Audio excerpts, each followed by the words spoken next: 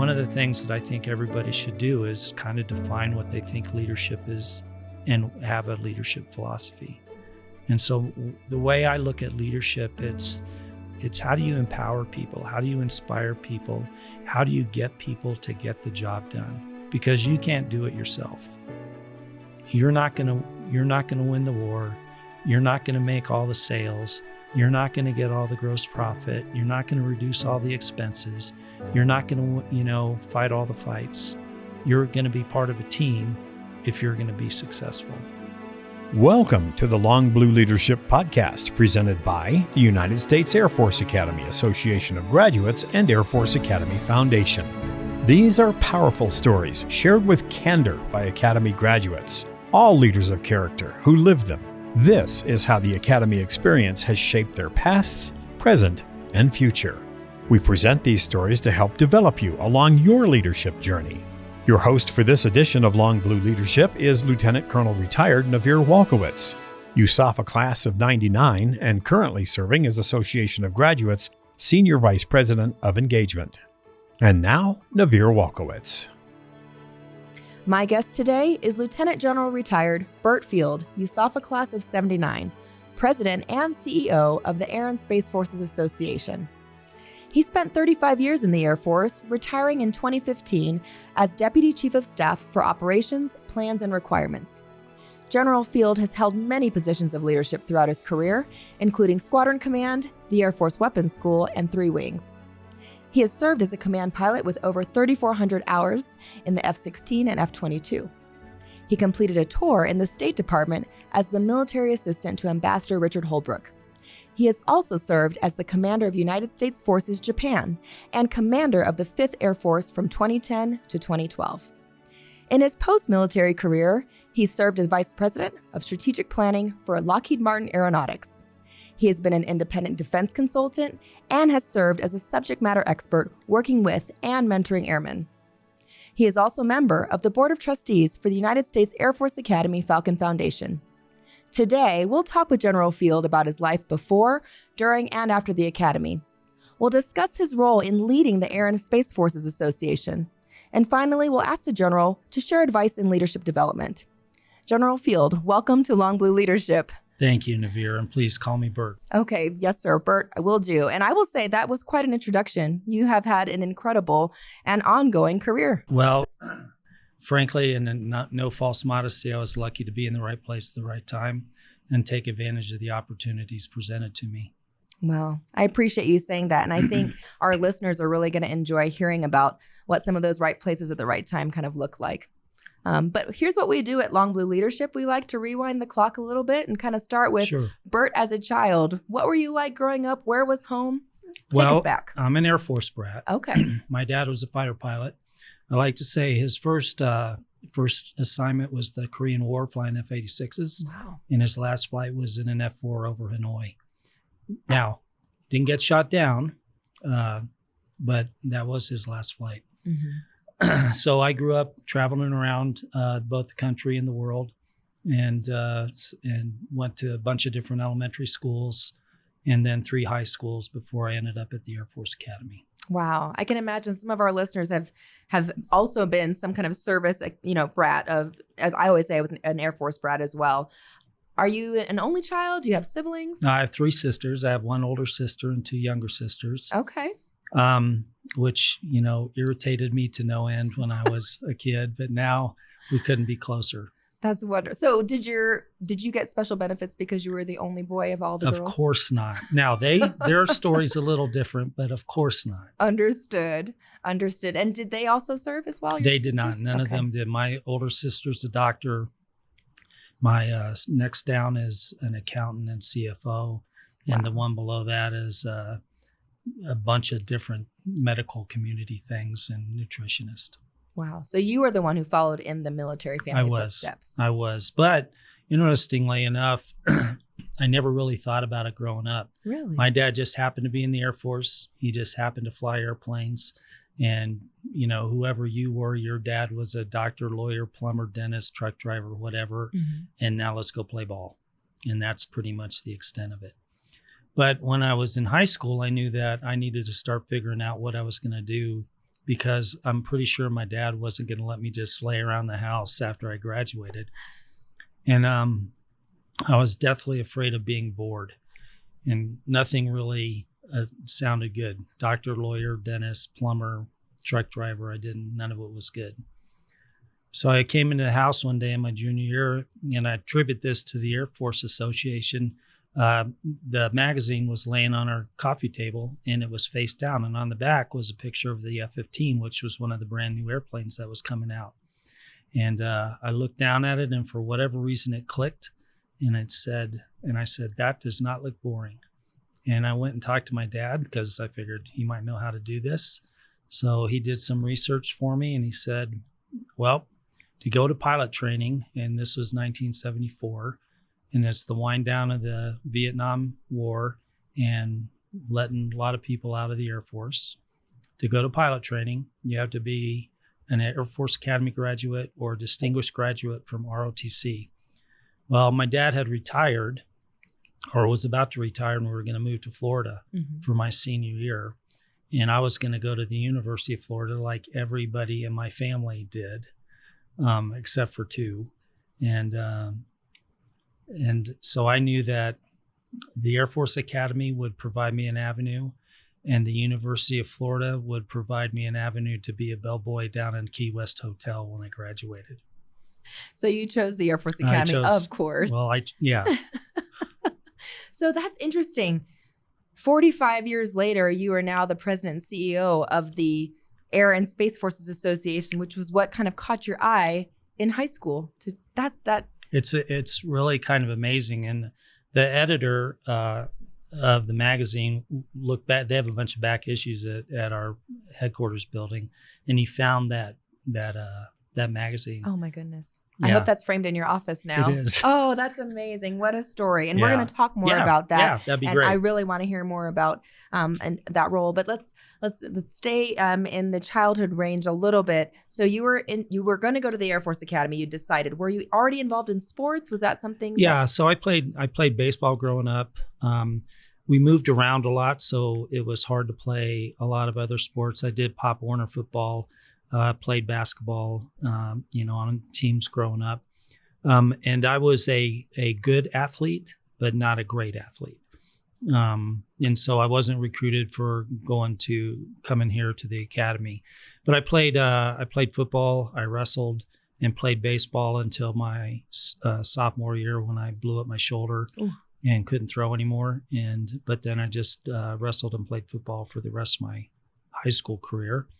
And then when I came here, I just played intramurals until a friend of mine that was a couple years older was on the rugby team. And so he kind of said, hey, coming out and you'll like this. And so it was the rugby club back then. Mm-hmm. And it was a way to get out of stuff in the afternoons when you're a freshman. So I came down and I played on the rugby team for a few years. So I have a lot of rugby friends, and it definitely is. It's a family for sure. It is. And it was really that way back then. Right. It was, all local Colorado sports teams, the guys that were 45 and over down to, other colleges around the state. Your extended family. Right. Right. So speaking of family, how did I think I know how your dad felt about you wanting to come to the Air Force Academy. How about your mom? She was pretty proud of me. Both of them were mad because I only applied to one place. So it was here or bellboy at it was here or I was going to be a bellboy somewhere. But they were pretty proud of me, and they were really proud, obviously, when I graduated. So you came into the academy. You had a little bit of an idea of what to expect because your dad had been in the military, right? Well, no. Nobody is prepared for the academy. That's true. I mean, your dad went to the academy. Yes, and your classmate. And you were not prepared. That's true. Because you are immediately thrown into the deep end of a very cold, murky pool and told to start swimming. I wasn't sure that this was for me, but it was 1975 and everybody had long hair.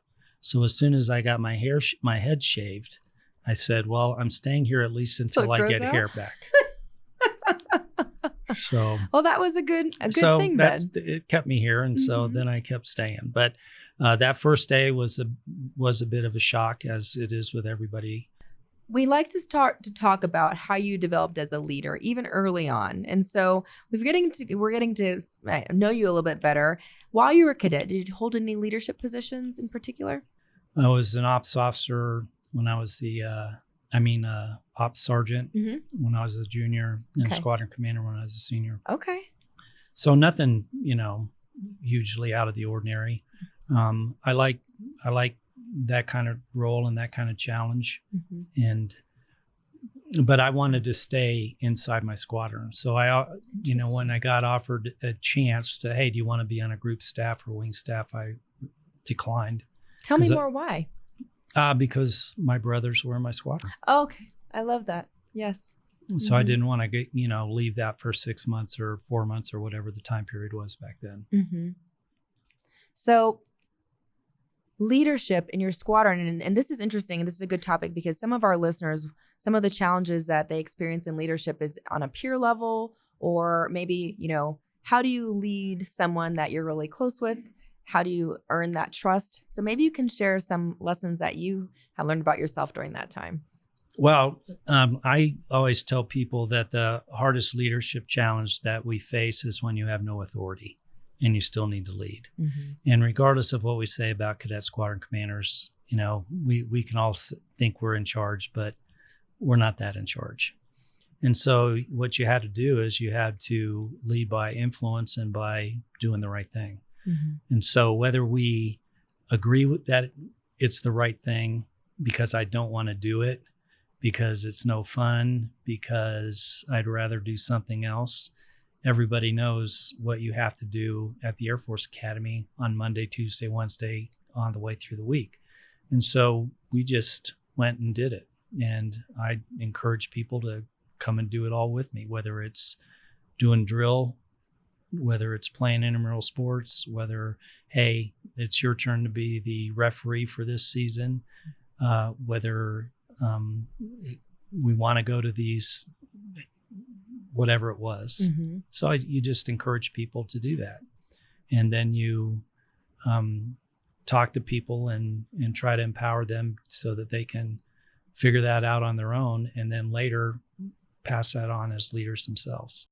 So your cadet career was, I think, really important to you because it formed you, and it formed you, like you said, your brothers, because you were the last class of all men cadets together. So how did that translate? And if I may be so bold, you started having women cadets there while you're at the academy as well. Can you share some of the dynamics of that then at the academy, and maybe some of the stories that you saw of how that really evolved into a stronger academy that we have today?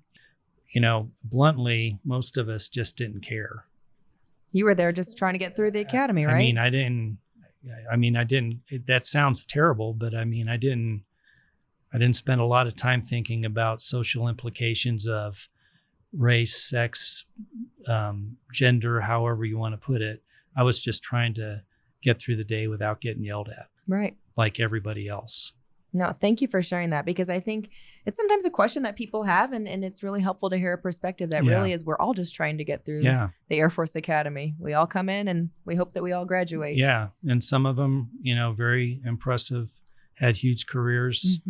Susan Helms, just one of my heroes, frankly, as a person, as an officer, that have nothing to do with her role in space. That just makes me more in awe of her. Right. But, there's a lot of great people out there, and a lot of them are women. Yes. Thank you. Thank you for sharing that. And I think I appreciate that you said that, General Helms was one of your heroes as well. Let's talk about some of those that maybe inspired you in leadership roles. It could be while you're a cadet, or maybe early in your career as an officer after you graduated. Maybe talk about some of those influencers.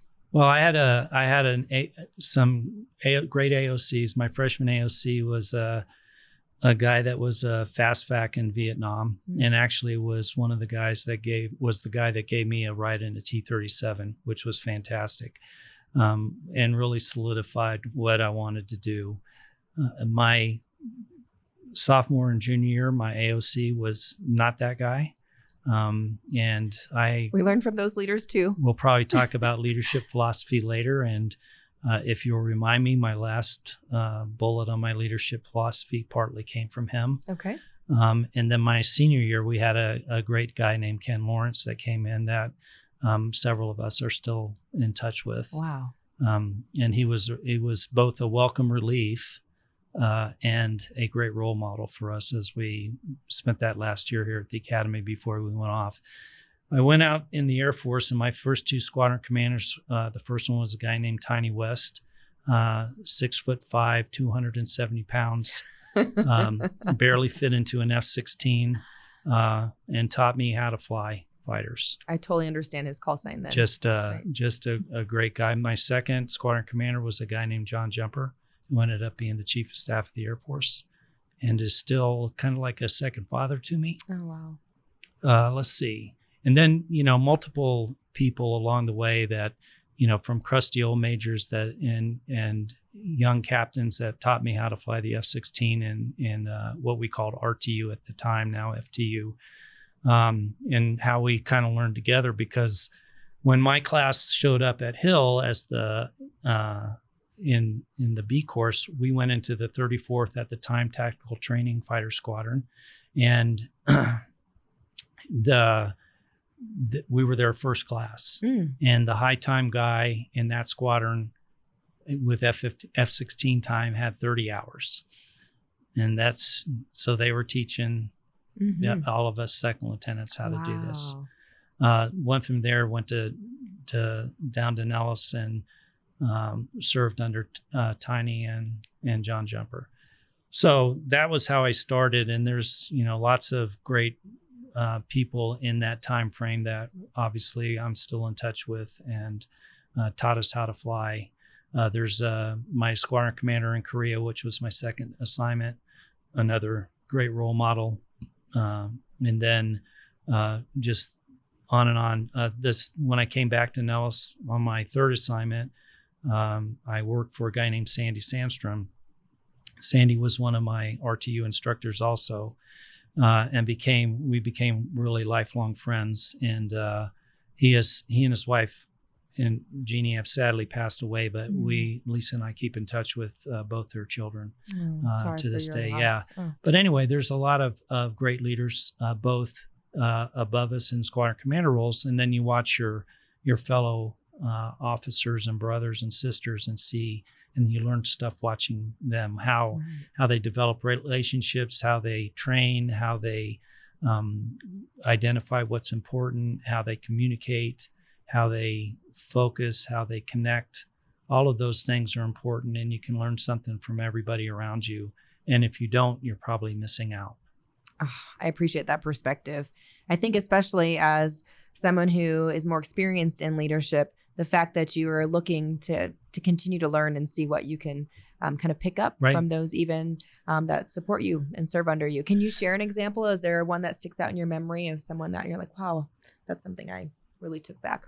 Are you talking about somebody that served under me? Mm-hmm. Oh, yeah. So there's thousands of these. I'll tell you two stories. So once I'm a squadron commander, and I had a friend, a very close friend of mine, who was a squadron commander, and one of his guys was coming to our squadron. And he said, "This is a great guy. You're going to love him. Really good pilot, blah, blah, blah." It's his second assignment. And so he shows up in the squadron. We have about 4 or 5 guys about that time in their career, and they're ready to become flight leads, which is leading flights in the fighter community. And so I put him in without really thinking this through. And one of the other guys came up and said, "Hey, I need to talk to you." And he came in my office and he explained to me how I wasn't looking at everybody through the same lens and was probably missing some of the things other people were seeing. And pretty blunt, pretty focused, not yelling, it's just a straightforward conversation.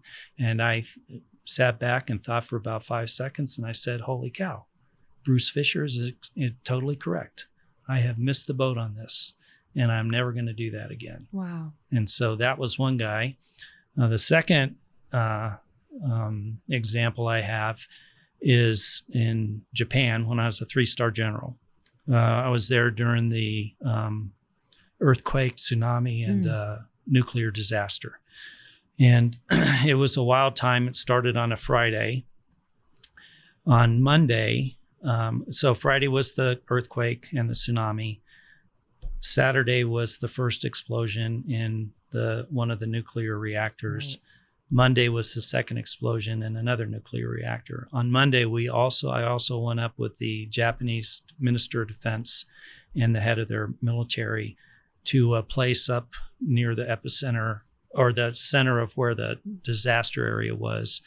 And they stood up for the first time a joint task force in Japan, and to take on the role of trying to work through all the things they had to work through. So we tried to land at the airport and could not. We tried to land at one of the air bases and barely could in a helicopter. That tells you. So I flew over Sendai Airport where we couldn't land, and it was totally flooded. And it looked like when you tell your 5-year-old son to pick up his room and he shoves everything over into the corner. So there's trucks and cars and toys and giraffes and boxes over in the corner of the room. And he says, "I'm good." That is exactly what this airport looked like, except those were real cars. Those were real cranes. Those were real age equipment that was working on airlines, all swept away into the corner. So I came back. And that night, met a guy named Rob Toth. Now, we were getting a lot of people in to help. And Rob Toth he was the commander of the special ops group that was down in Kadena that we had brought up to Yokota. And he said to me, "Sir, my name's Rob Toth." He's a colonel. And he said, "My guys have been up to Sendai, and I think we can open Sendai in about 2 weeks." And I looked at Rob and I said, "Rob, no way," except I added a word in between no and way. And he said, "Sir, I know how you feel like, I know you'd feel like that, but just listen to me." And I said, "No, that thing's not going to be open until the summer." And he said, "Sir, hold on. Let me tell you something, blah, blah, blah, blah, blah, blah." And I started listening to him and I'm thinking, okay, here's a special ops guy telling me how his experts think that they can go up and solve an enormous problem for us. They know how to do this. And I am telling him no, because I flew over it in a helicopter and it was flooded. Why don't you just ignore your opinion and say yes to a good idea? Because all I have to do is say yes. And the worst that can happen is I'm going to be right. The best that can happen is he's going to be right and they're going to open the airport. Well, guess who was right? Not me. Right. Oh, wow. So 3 weeks later, the first airplane, a week later, the first airplane landed on it. And 3 weeks later, the first commercial airplane landed there. Wow. What a Just story. say yes to good ideas. I think that's a leadership nugget right there. And it's all from somebody that, he had never met me before. Right. I'm a 3-star general. He's a colonel. Took a lot of courage to tell me that and keep persisting when I said, forget it, because I was busy and didn't believe it. And I had just been there. Wow. And, so if you're not listening to people, you're probably not going to make the best decisions. That's an incredible story. Thank you for sharing that. You bet. Oh, that's fantastic. So your career was outstanding. I mean, I think you had the opportunity to really lead and impact a lot of lives by the time you put on your 3rd star. Had you known that was your destiny? You left, when you graduated the academy, you wanted to be a pilot. We knew you went into the academy to fly. Yeah, so to fly fighters. To fly fighters, let me be clear. Actually to fly F-15s. Okay. So we're very specific. Yeah, yes. So I ended up going to 3rd Lieutenant to Langley Air Force Base. And I was fortunate enough because I traded with a guy that was from California. I was going to George. Mm-hmm. He was from California. He had this Langley slot, so we switched. And I went out there because I wanted to fly in an F-15 to make sure I liked it, because it was after sophomore year before junior year. And I knew that I wasn't all that fired up about the Air Force Academy at the time. Right. It was not the most fun place I'd ever been. And so I wanted to ensure that this was something I really wanted to do. And fortunately, I went to a great squadron, great people. They welcomed us with open arms, and I flew 5 times during that third lieutenant, and just loved every second of it. Now, of course, I didn't fly the F-15, except in the back seat a couple of times later on, but I was lucky enough to get an F-16 out of pilot training. So 1980, F-16s, go through that RTU with those guys and we're all learning this together, and into a squadron where we're all learning this together. Cool part about the first squadron I was in is there was a 18 PAA squadron, which means that we had 25 people in the squadron. Okay. So a squadron commander, an ops officer, and 23 other folks. And when I went in there was 12 of us were lieutenants and classmates. Oh my goodness. And so it was really cool to go through that experience with people like that. But it's 1980. The Cold War is in full swing. We're pretty sure that we're going to be in a fight with the Soviet Union. And basically, I didn't want to die in that fight. And so I figure what you need to do to not die is be the best there is. And I went to work with a bunch of other guys that felt the same way. And so we helped each other. We competed with each other. We, pulled people along. We got pulled along, and we all became really good at what we did. And it was just that drive to be really good at what was important, which was flying, that drove me. And that's what drove me to try to go to the weapons school. That's what drove me to go back as an instructor. That's what drove me to train people to be the best that they could be, so that when we went to combat, we would all come back. Come home. Because Right. anybody can lead men and women into combat. I want people that lead them home.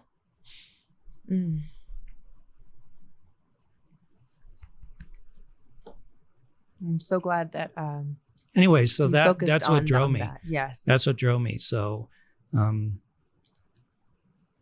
yeah.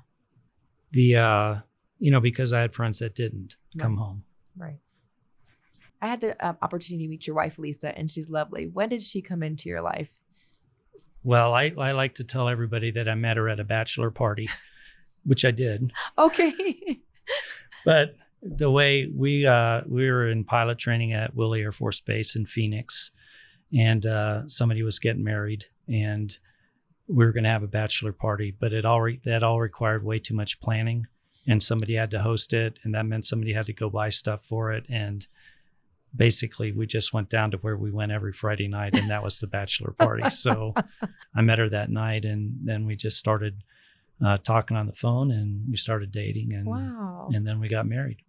Okay. And so that we got married in 1981, and she's still putting up with me. Wow. And we have She's two. part of, almost like literally part of life since the academy. Oh yeah, Really. she is. Yes. So I married her a year and a half after I graduated, and so we have 2 sons, and both of those boys are in the military. My oldest son is a University of Florida grad. So he did follow the family. He's footsteps. smart, but he's smart. So he graduated with a high GPA. And anyway, he's a maintenance officer in the Air Force. Awesome. And my youngest son is a C-130 pilot in the Air Force, and he's the 2008 grad from the academy. He's married to our daughter-in-law, Natasha. And right now, both David and Natasha fly C-130s for the Alaska Air Guard up in Anchorage in Elmerdorf. That's amazing. So your It's dad, a family business. you, and your son. Yes. Not only that, well, one of the reasons, when we bring up Lisa, when I met her, she said we started talking, and I have short hair because most people have long hair. She goes, obviously you're in the Air Force, and she had told that to her roommate. And I said, yeah. And she said, oh, my dad was in the Air Force. And we said, where'd you all live, and what'd your dad do? Well, her and my dad flew together. Wow. And so stationed in the same places, sometimes at the same time. And when we went home and called our parents and said, hey, do you know this guy or this guy? Without hesitation, both of them said, oh, yeah, I know Dave. I know Burt. And so they were in the other squadron. They didn't really hang out together, but they knew each other. So both my dad and my father-in-law were F-100 pilots and fighter pilots. And so Lisa is also an Air Force brat. So both of us we call ourselves nomads because we've never really lived anywhere longer than 5 years. So. Right. I used to say that, and now I actually can, but can you claim anywhere longer than 5 years now? No. Okay. Getting close though. I've been in 5 years in a couple places, but never longer. Right. So. Oh my goodness. What an incredible story. Yeah. Before I get into the last couple of questions, I want to ask you, what is the best way that anyone that's listening can learn more about the Air and Space Forces Association? Well, we can go to afa.org, simple as that, and do that. That shows you how to contact us for another thing. You can join, which is what I would like you to do, and become a member. And then you get access to all of that information. And you can find out how to do that again at that on that website. But joining gives you access to that information. It gives you access to what we do. It tells you where the chapters are that are close to you, that are similar-minded people doing similar things. And we have about 120,000 members right now. We have about 230 chapters in every state except Maine, and in several foreign countries where we have airmen and guardians stationed. Those chapters can do a lot of this work, whether it's working with your local government officials, with your state officials like your congressmen or your senators, and it arms you with the things that you can deliver these messages with. It also arms you with how can I get access to these kind of programs that help with my family, my friend's family, the people I work with, their family. Where can I direct an airman when she needs some help? Where can I put a guardian in touch with somebody that can help him get through something that he's got a problem with? So you have a lot of resources at your disposal that can help both you and your brothers and sisters you work with. This is one of the things we're doing in AFA now, and I think the Air Force and Space Force are recognizing that if you want strong and resilient airmen and guardians, you need strong and resilient families behind them. Right. And you need to have that kind of family dynamic that's supportive of what you do with your life and what the country is asking of you and your family to be all in. And if we can work with the families to change that dynamic, to make sure that we're focused on building strong and resilient families, then the strong and resilient guardian and airmen will come out of that effort. So both the Air Force and the Air and Space Forces Association, that's part of what we're doing these days. That is outstanding. So I mentioned 2 questions. I'll start with the first, and then we'll come back after a short break. The first one is, some of our listeners aspire at some point to have, to be a C-suite executive. What's the coolest thing that you've done or that's happened for you since being CEO? Oh man, that's a hard question. Well, take a minute to think about that. But first, we're going to take a moment and thank you for listening to Long Blue Leadership. The podcast publishes Tuesdays in both video and audio and is available on all your favorite podcast platforms. Watch or listen to all episodes of Long Blue Leadership at longblueleadership.org. So, have you had a chance to think about something cool that's happened since you've been CEO? I would say that the coolest thing about this job is that you get some pretty good access. Because of what we try to do in support of the Space Force and the Air Force, I've been able to spend some time with the chief, the CSO, and the secretary. Wow. And, the vice chief, the vice CSO, chief master sergeant in the Air Force, chief master sergeant in the Space Force. So that part has been really interesting to me. Next week, I'm going to something with Secretary Austin, and so that's kind of interesting. And then we do some work up on the Hill, and so I've been able to go up there and meet a few of the members up at the Hill. The good news, though, is that I knew a lot of those guys already, so because I'm old, and more because of your experience. But it's still good to be able to listen directly from a leader on what he or she really is trying to communicate, as opposed to get it interpreted by somebody else or through some rumor, or here's why their vision doesn't match up with what I know we should be doing. So it helps us in our mission to kind of advocate for those strong forces when you know exactly what the leadership is thinking and what they're driving at.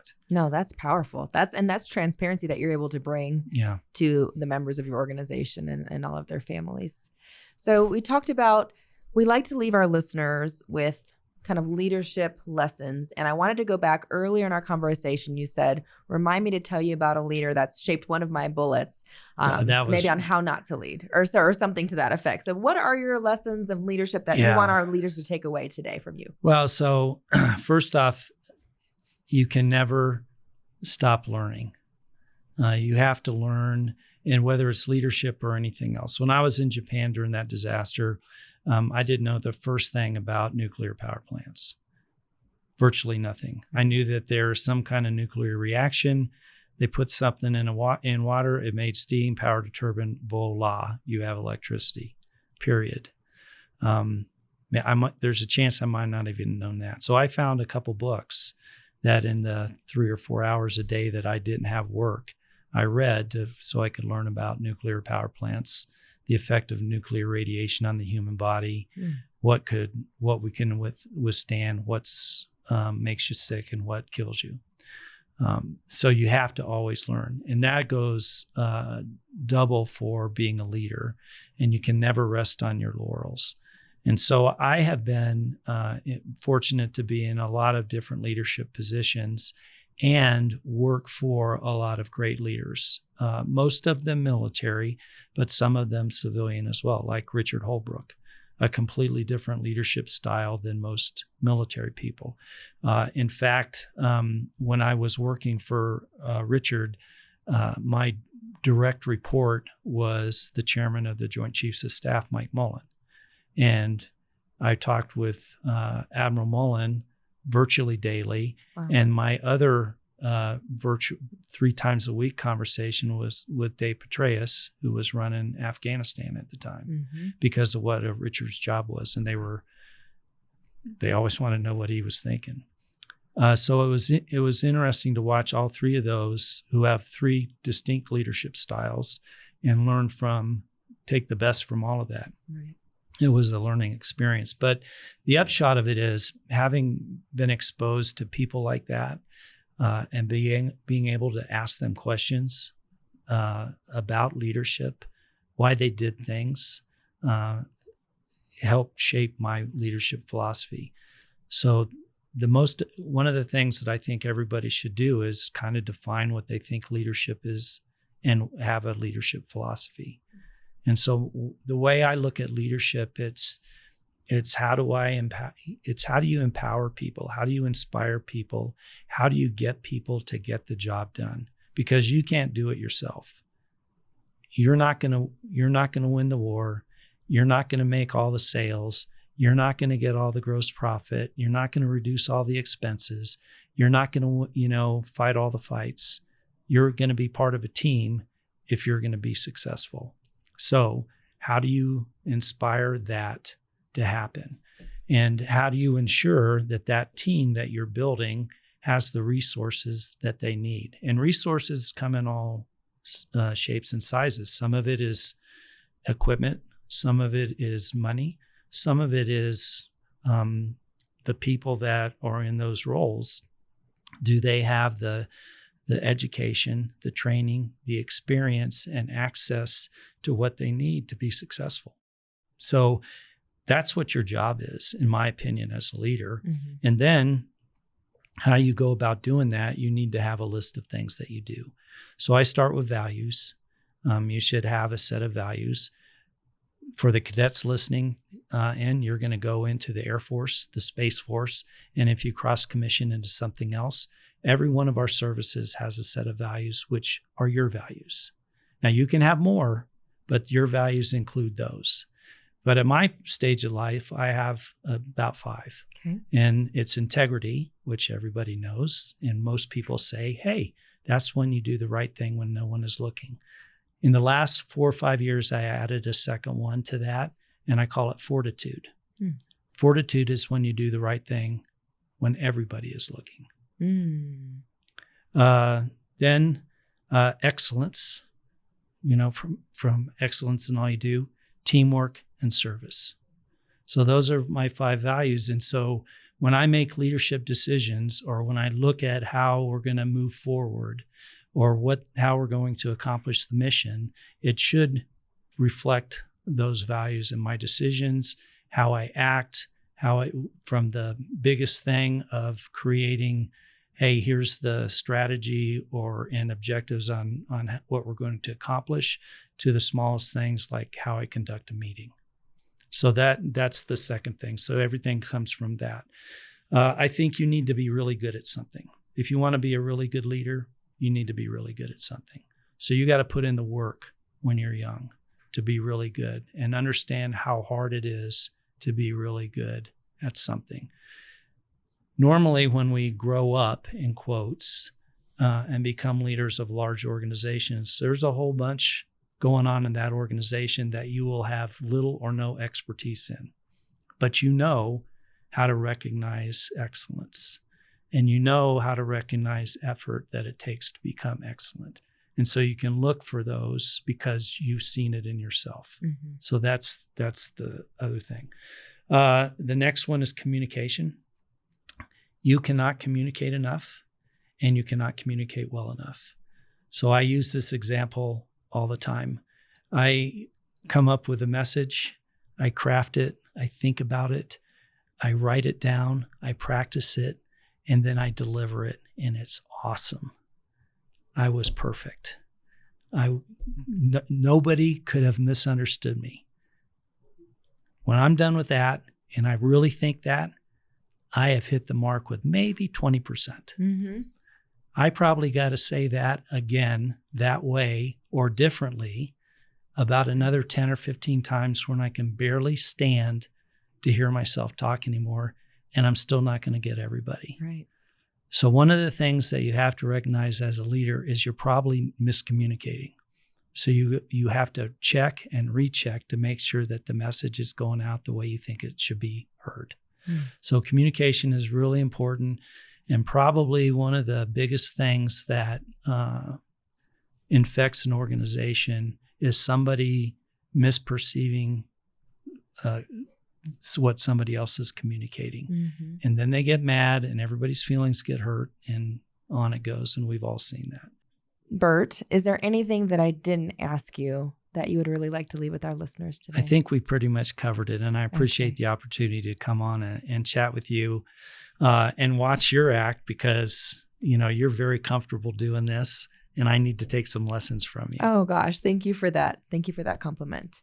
It has been a pleasure being on Long Blue Leadership with you. I can't wait for our listeners to hear more about your story and the way that you will, I think, affect great change for our Air and Space Force leaders.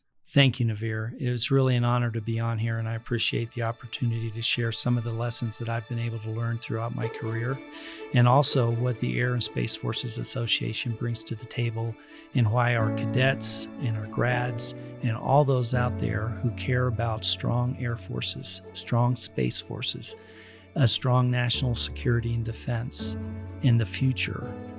Thank you so much. Thank you for joining us for this edition of Long Blue Leadership. The podcast drops every 2 weeks on Tuesdays and is available on all your favorite podcast apps. Send your comments and guest ideas to us at socialmedia@usafa.org and listen to past episodes at longblueleadership.org.